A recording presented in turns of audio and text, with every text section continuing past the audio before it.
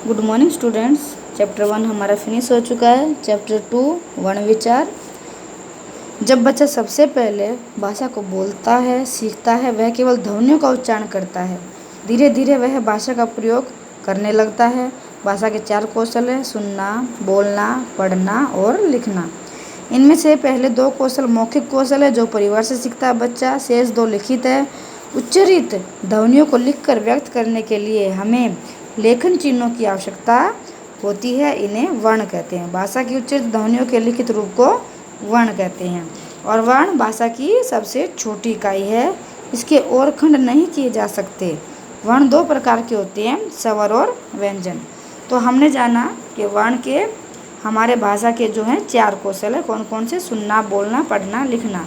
और वर्ण किसे कहते हैं? भाषा के उच्चरित ध्वनियों के लिखित रूप को वर्ण कहते हैं। और वर्ण भाषा की सबसे छोटी इकाई है, इसके टुकड़े नहीं किए जा सकते। वर्ण 2 प्रकार के हैं, स्वर और व्यंजन। प्रत्येक शब्द वर्णों के सार्थक संयोजन से बनता है, इन्हें क्या कहते हैं? अक्षर कहते हैं। वर्णों की निश्चित क्रमबद्ध व्यवस्था को वर्णमाला कहते हैं। हिंदी की वर्णमाला इस तरह से है। हिंदी की जो वर्णमाला है, भाषा की लेखन है वो लिपि में होती है। हिंदी वर्णमाला जो है वो देवनागरी लिपि में लिखी गई है। हिंदी एक सुविकसित संपर्क भाषा, राजभाषा, राष्ट्रभाषा और साहित्यिक भाषा है। पहले टाइपराइटरों के कुंजी पटल पर, फिर कंप्यूटर द्वारा प्रयोग किए जाने के लिए देवनागरी लिपि और वर्तनी का मानवीकरण किया गया है। अब हिंदी की वर्णमाला जानेंगे। हिंदी की वर्णमाला हम सब जानते हैं, स्वर और व्यंजन है। ए, आ, ई, उ, री, ए, आई, ओ, औ ये स्वर है जो हमारे हिंदी भाषा में 11 है, और व्यंजन हमारे 33 है। और अंग और अह यानी कि अयोगवाह है, अनुस्वार और विसर्ग। व्यंजन क, ख, ग, गड़े वाले हैं। ये जो क वर्ग वाले हैं ये क, ख, ग, गड़े हैं। च वर्ग वाले च, छ, ज, झ, ट वर्ग वाले हैं ट, ठ, ड, ढ, त वर्ग वाले त, थ, द, ध, प वर्ग वाले प, प, फ, ठीक है। इसी तरह अंत्यसत है। अंत्यसत यानी कि य, र, ल, व, स है। विशेष व्यंजन है ड और ढ। संयुक्त व्यंजन है अक्षत्र अज्ञ श्र। तो हम पहले ये जानेंगे विद्यार्थी मित्रों कि हिंदी की वर्णमाला क्या है। देखो, हिंदी की वर्णमाला में 2 प्रकार में विभाजित किया गया है, एक स्वर और एक व्यंजन। स्वर मैंने अभी आपको बताया 11 है, ए, आ, ई वाले। व्यंजन 33 है, क, ख, ग वाले। अयोगवाह में अंग है, अंग यानी कि अनुस्वार, एक बिंदी वाला जो न के रूप में पंकज इसी तरह से यूज होता है वो। और आह यानी कि विसर्ग, 2 टपके की निशानी वाला है, ये संस्कृत भाषा में ज़्यादा इस्तेमाल होता है, ये विसर्ग है।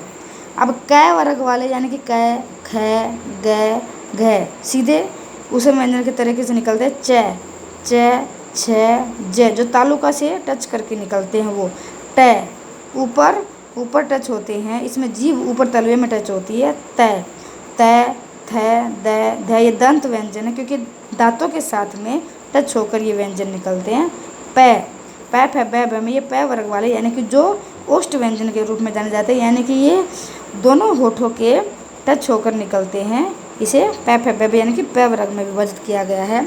अंतःस्थ व्यंजन यानी कि य, र, ल, व ये बिना किसी उष्म के, बिना किसी हवा के सीधे अंतःस्थ यानी कि अंदर गले से निकलते हैं, ना दांतों से टच होते हैं, ना होठों से टच होते हैं, ना नाक में से निकलते, इसीलिए स है, ये उष्म व्यंजन है जो हवा के जरिए बाहर निकलते हैं।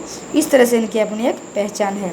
आगत ध्वनियाँ अ, ज और फ ये अरबी और फारसी भाषा में इस्तेमाल होते हैं, हिंदी भाषा में कम इस्तेमाल होता है।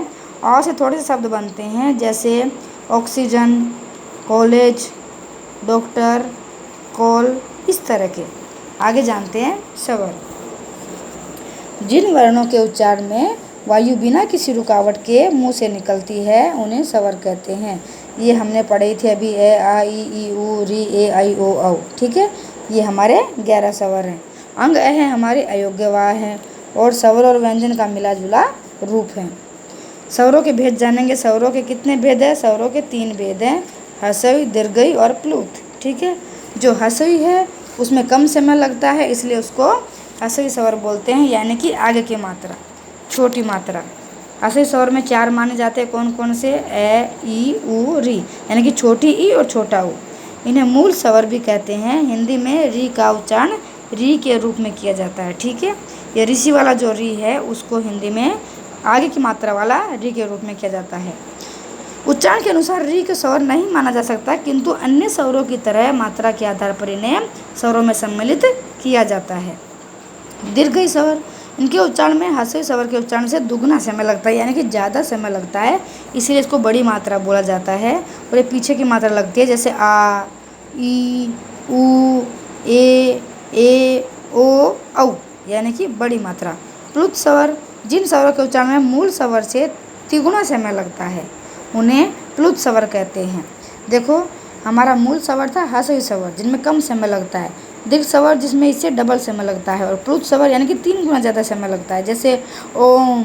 हिंदी में प्लुत स्वर का प्रयोग नहीं मिलता है, ज़्यादातर ह्रस्व और दीर्घई स्वर का प्रयोग होता है। स्वरों की मात्राएं, स्वर को जब व्यंजनों के साथ मिलाकर लिखा जाता है तब उसको मात्रा के रूप में लिखा जाता है। ए की अलग से मात्रा नहीं दर्शाई जाती, ये स्वतंत्र होता है, इसकी कोई मात्रा ही नहीं होती है। यह सभी व्यंजनों के साथ जुड़ता है। इसके अलग करना हो तो व्यंजनों के नीचे हलंत लगाया जाता है, जैसे क, ख आदि। अन्य सभी स्वरों की मात्राएं इस प्रकार हैं। ये हमारी मात्रा है, स्वर, मात्रा, उदाहरण। ये स्वर, मात्रा, उदाहरण, यानी कि पहले स्वर लिखे, फिर व्यंजन, उनकी मात्रा, फिर उनको वाक्य में प्रयोग करना, यानी कि शब्द बनाना। ठीक है, जैसे ये ए है तो ए ही रहेगा। मन, जब आ है तो आ हो गया, यानी कि मान लो एक ये आ है, ये आ की मात्रा है, अब हमने यहाँ पर लगा दिया क, तो क प्लस आ, तो क्या बन गया यहाँ पे का। ये द प्लस आ तो दा, दाम। न प्लस आ तो ना, तो ना। इस तरह से ये सभी स्वर और मात्रा है। इनकी मैं एक अलग से वीडियो बनाई है, वो आपको मैं विद्यार्थी मित्रों सेंड करूँगी, जो बहुत इंपॉर्टेंट है। स्वर है उसमें व्यंजन है, उनकी मात्रा का सही से प्रयोग है, फिर उससे 12 खड़ी कैसे बनती है वो उपयोग है, उसमें ह्रस्व की मात्रा और दीर्घ की मात्रा कैसी है वो उनका उपयोग दिखाया गया है। 12 खड़ी में विस्तृत चर्चा की गई है, और फिर उनसे शब्द बनाना कैसे है वो भी उसमें मैंने अध्ययन कराया है। तो आप एक बार उसको पढ़ेंगे तो समझ में आ जाएगा, वो हम अगली वीडियो में डिस्कस करेंगे। तो आज के लिए विद्यार्थी मित्रों इतना ही। पेज नंबर 15 तक हम रखते हैं। इस स्वर और मात्रा का आगे वाली वीडियो में अध्ययन करेंगे। ओके, धन्यवाद।